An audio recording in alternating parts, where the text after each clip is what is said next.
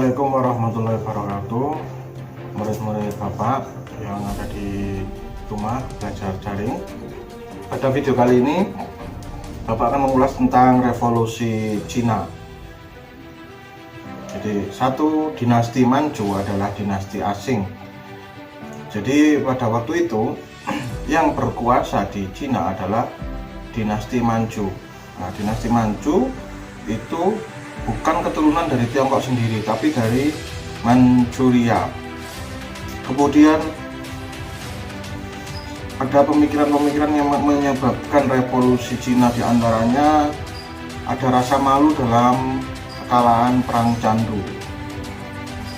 Inggris adalah negara yang pertama kali berjasa membuka Tiongkok bagi orang asing. Jadi Cina dan Tiongkok ini sangat tertutup terhadap negara lain karena mereka merasa lebih unggul, sedangkan bangsa lain itu di bawahnya. Nah, bagaimana cara Inggris untuk masuk ke negara Cina? Yaitu dengan cara jalan candu, di mana Inggris menyelundupkan candu ke dalam Tiongkok untuk perdagangan gelap. Kemudian karena ketahuan di kota Kanton yang menjadi pusat candu ada 20.000 peti candu Inggris seharga 90 juta dolar dibakar habis. Inggris marah dan angkatan lautnya menyerang Nanking. Setelah itu maka Tiongkok kalah. Hasil dari kekalahannya, Tiongkok dipaksa untuk menandatangani perjanjian Nanking tahun 1842 yang isinya 5 pelabuhan Tiongkok dibuka untuk perdagangan asing. Kemudian Inggris mendapatkan Hong Kong, dan terakhir Inggris mendapatkan hak ekstrateritorial. Nah, kemudian nanti negara lain juga meminta. Kemudian juga yang melandasi adanya revolusi di Cina yaitu keinginan untuk membangun masyarakat baru yang bahagia. Seorang tokoh bernama Hu Xiuquan adalah seorang Tionghoa yang beragama Masehi. Menurutnya, agamanya mengajarkan bahwa masyarakat Masehi pertama di bawah pimpinan Petrus. Nah, masyarakatnya yaitu sosialis.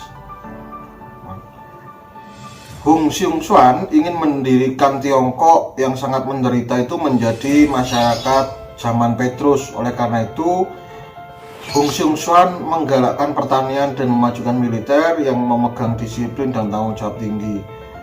Dan Hu Xiuquan ini melawan Kaisar Manchu dan bangsa lain.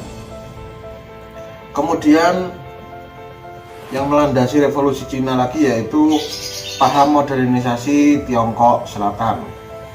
Di Tiongkok Selatan telah masuk dan meresap paham baru dari Barat. Menurut mereka, pemberontakan bukan satu-satunya jalan untuk membebaskan diri dari bangsa asing. Bangsa asing terbukti lebih kuat dan maju. Jika ingin mengusir bangsa asing dari Tiongkok, jalan yang harus dipakai adalah memodernisasi Tiongkok agar dapat mengimbangi kekuatan asing. Jalannya revolusi Cina. 1. Perang Tiongkok melawan Inggris dan Prancis. Sebab-sebab kapal Tiongkok dengan bendera Inggris ditahan. 2. Pendeta Prancis dibunuh di Guangxi karena tidak punya surat izin masuk Tiongkok. Dalam perang ini Tiongkok kalah. Terjadilah perjanjian Peking tahun 1860 yang isinya Treaty Port yang tadi itu ditambah dengan 11 pelabuhan lagi menjadi 16 pelabuhan. Jawatan bea cukai dipegang oleh Badan Internasional Inggris, Amerika, dan Prancis. Di Peking, kota istana Kaisar Tiongkok tertutup bagi bangsa asing, ditempatkan seorang duta besar Inggris. Dengan perjanjian Peking ini, Tiongkok seluruhnya telah dibuka lebar-lebar bagi seluruh dunia. Kemudian timbullah daerah-daerah konsepsi yang merupakan sarang bagi bangsa asing yang setiap waktu dapat menerkam Tiongkok. 2. Kemudian yaitu pemberontakan Taiping. Sebab pemerintahan Kaisar Manchu lemah terhadap bangsa asing. Kemiskinan rakyat jelata yang disebabkan oleh pemerintahan feodal Manchu. Terus yang ketiga, keinginan yang timbul di antara rakyat untuk membangun masyarakat yang bahagia. Pemimpin pemberontakan Taiping adalah Hung Hsiu-hsuan yang menginginkan Tiongkok menjadi masyarakat yang sosialis di mana berlaku sama rata, sama rasa. Program dari Hung Hsiu-hsuan adalah bahan makanan, uang, pakaian dijadikan milik bersama. Milik perorangan tidak boleh, pertanian dikerjakan bersama. 2. Tentara harus memegang teguh kesusilaan, tidak boleh mabuk, merokok, menghisap candu, atau mengganggu keamanan rumah tangga. Kenaikan pangkat dalam ketentaraan tidak ditentukan oleh atasan, tetapi prajurit yang mengusulkannya kepada atasan. Nah, pada tahun 1851, Hung Hsiu-hsuan memulai pemberontakannya melawan Kaisar Manchu dan bangsa asing. Awalnya dia menang, tapi kemudian dia memproklamasikan dirinya sebagai raja dari surga dan damai abadi atau Taiping Tinkuo. Kemudian setelah itu Taiping menyerbu ke utara, memukul Kaisar Manchu di Peking. Tianzi jatuh dan Peking terancam. Bangsa asing juga merasa terancam. Karena itu bangsa asing membentuk tentara sukarela di bawah Jenderal Ward dan Gordon bersama-sama dengan tentara Kaisar Manchu melawan Taiping dan berhasil merebut kembali Nanking. Hung Hsiu-hsuan bunuh diri, kemudian pertempuran terjadi di Sungai Yangtze. Tentara Taiping menemui kekalahan lagi dan pemberontakan dapat ditindas. Arti dari pemberontakan Taiping yaitu 1. Merupakan pemberontakan sosial atau revolusi sosial asli dari Tiongkok yang lepas dari pengaruh sosialisme barat. 2. Paham komunisme yang timbul di Tiongkok untuk pertama kali. 3. Merupakan pelopor dari Mao Zedong dengan Kung Chan Tang atau Partai Komunis Tiongkok. Apa yang dijalankan oleh Mao Zedong sangat mirip dengan apa yang dijalankan Hung Hsiu-hsuan dalam Taiping Tinkuo, yaitu pembagian tanah, tentara yang bersopan santun kepada rakyat jelata. Yang ketiga yaitu perang Jepang melawan Tiongkok. Sebab Jepang ingin menduduki Korea, sedangkan Korea adalah negara vasal dari Tiongkok atau negara bawahan dari Tiongkok.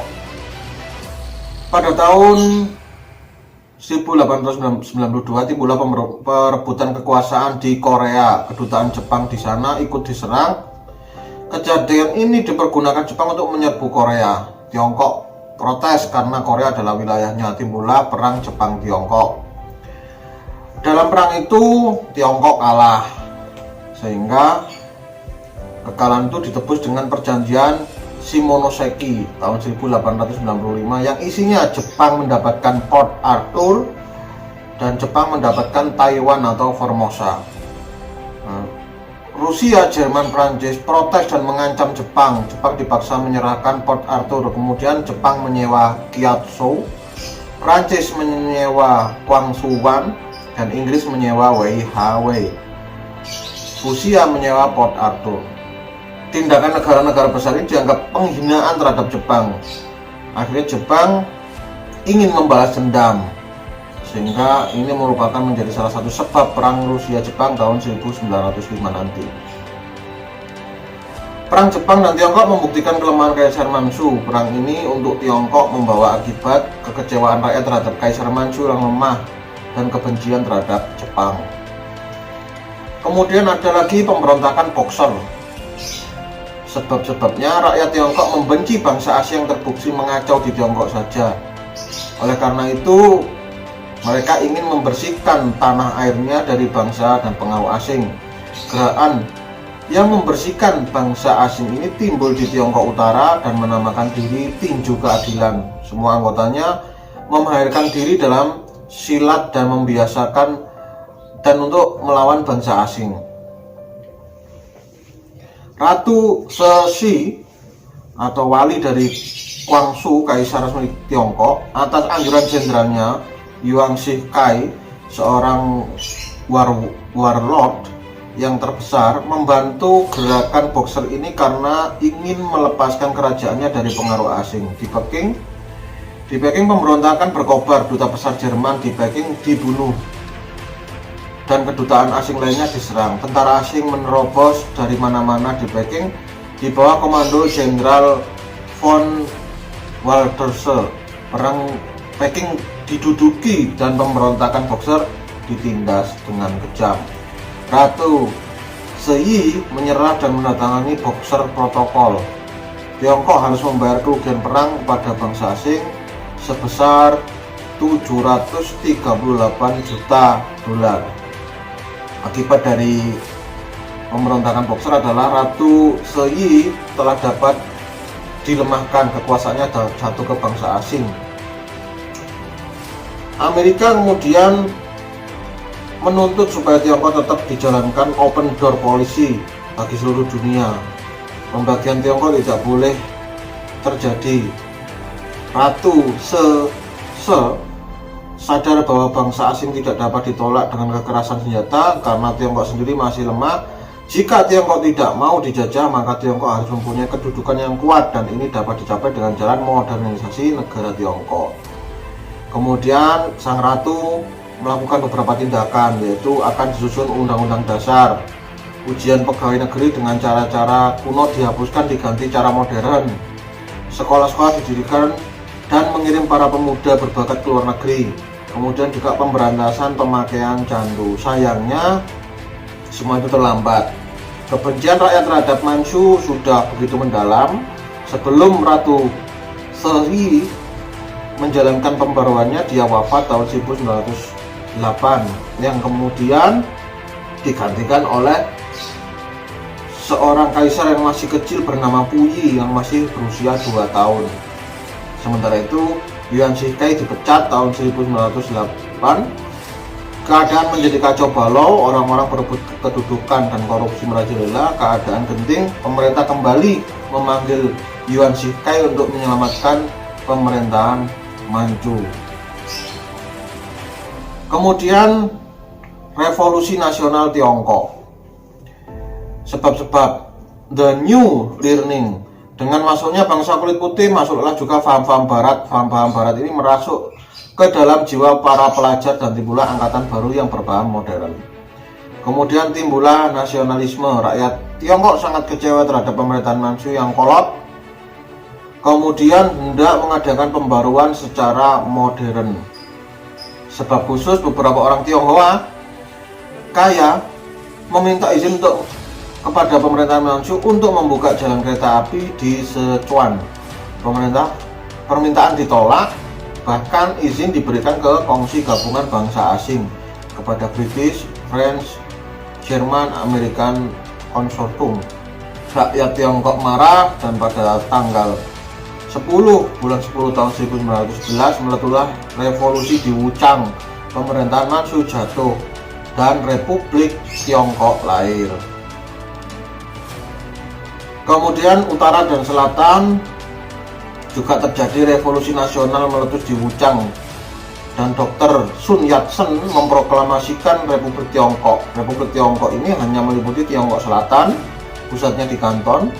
Tiongkok Utara, pusatnya di Peking, masih dikuasai pemerintahan Manchu, yaitu Kaisar Puyi dan Yuan Shikai. Dengan ini Tiongkok terbagi atas dua bagian, utara dan selatan.